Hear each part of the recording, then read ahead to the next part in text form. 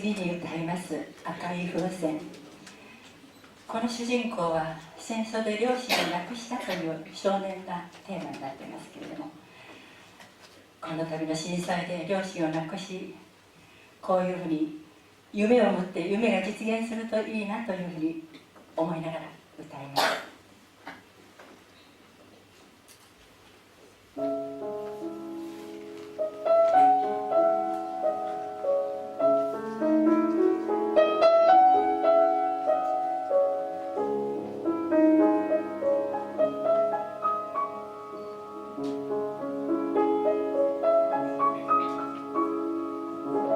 親父や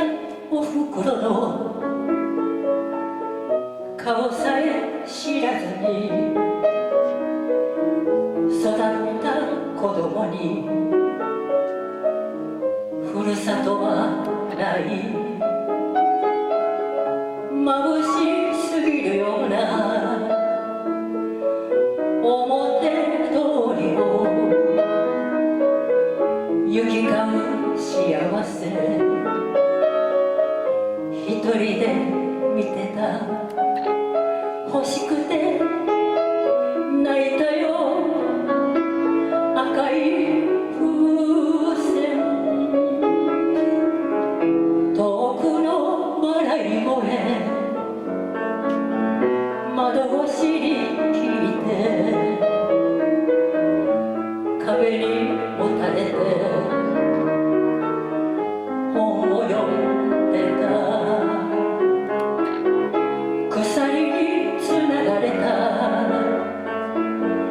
罪人のようにどこにも出られずじっとしていたけれども夢見た赤い風船追い立てられるようにふるさと出たのはいくつの頃だか覚えていない小さな手荷物と都会へ出たのは冷たい木枯らし吹いてた季節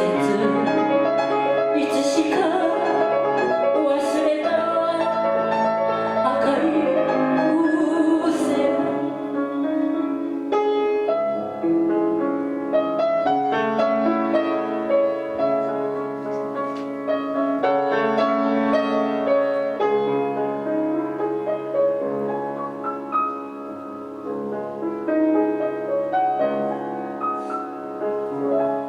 溢れる寂しさにこらえきれずに私は歌っていた人々の前で気づけばその歌が今では私の探し続けていた赤い風船二度と離さない赤い風船二度と離さない